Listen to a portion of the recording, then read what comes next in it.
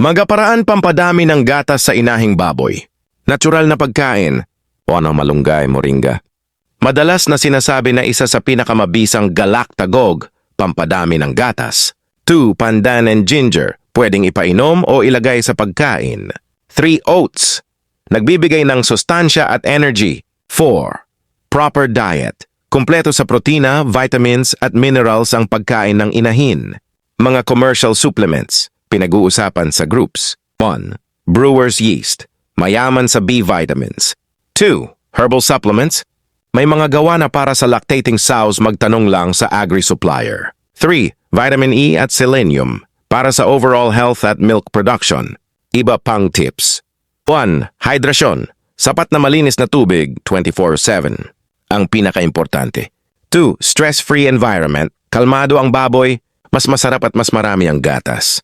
3. Frequent suckling, hayaang masipsip ng mga biik para ma-stimulate ang produksyon. Kung nagustuhan nyo ang ganitong content, like, follow and subscribe my YouTube channel para updated ka kapag may bago kami upload na video. Maraming salamat sa panonood.